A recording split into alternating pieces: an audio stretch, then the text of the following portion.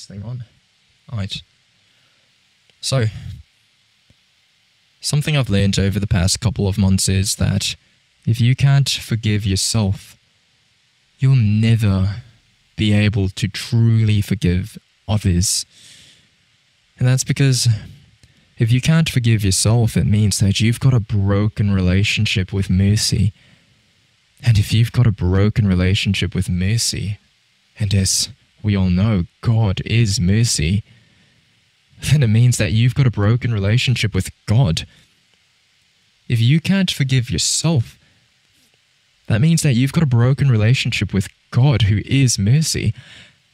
And this becomes extremely dangerous and problematic, especially when you consider that the only unforgivable sin is described by the Church Fathers as the sin of despair, when you believe that you're so far gone that even God can't forgive you, that you're almost beyond salvation. As many describe it, the door of hell is locked from the inside, that hell is a place where even God's mercy can't reach, because it's a place for people who have rejected his mercy. Now, I thought my broken relationship with mercy was just between me and God. But it's never just between you and God. Sin is never just between you and God. Someone once told me that at the root of all sin is stealing. You know, when you lie to someone, you rob them of the truth. When you cause someone pain, you're robbing them of peace. Even with something that is seemingly personal, just self-destructive, like masturbation. You're robbing people around you of the best version of yourself. You fail to show up as the best version of yourself. You rob them of the best version of yourself. And so, if you've got a broken relationship with mercy, and if you've got a broken relationship with God, then that's going to transfer onto the people around you. It's so easy to make a martyr of yourself and think, I'm so humble, I acknowledge that I'm a horrible person, and when people do these little things, it's so easy for me to forgive, because my entire existence and relationship with mercy is simply based off my own self-villainization that allows me to feel this sense of false humility when people do hurtful things to me.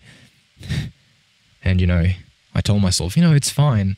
I'm so humble. I acknowledge I'm horrible and, I've done worse. Essentially, your forgiveness is now based off this idea that they're not as bad as you. The horrible person you believe you are, so, it's easy to forgive them. And in many ways, that sounds almost virtuous.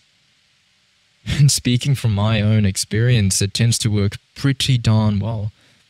Until one fine day, somebody finally comes along and does something to you that is so just objectively bad that you can no longer just resort to your self-villainization routine for forgiveness anymore.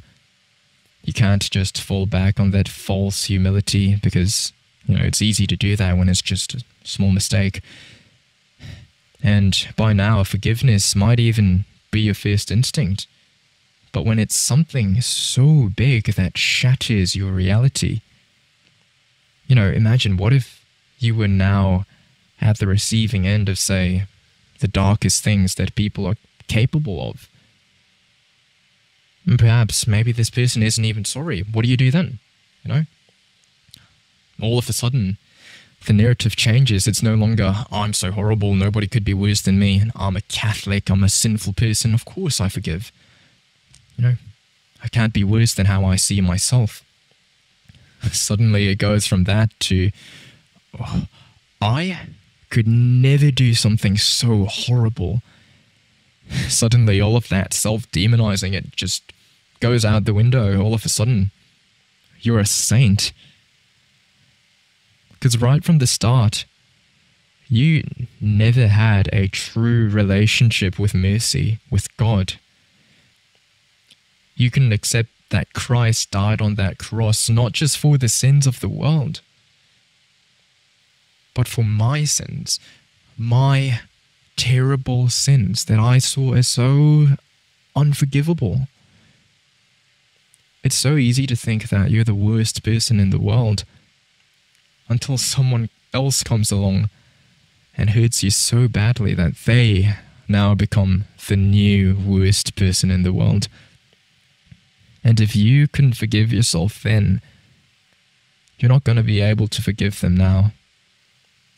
Because if you couldn't accept that Christ died for your sins, the person you saw as so horrible, how are you going to accept that Christ died for their sins too, now that they're the new worst person in your world? You just won't be able to. Because how do you give something that you haven't allowed yourself to receive yourself? And living in unforgiveness,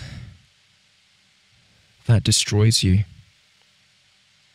And it destroys the people around you too.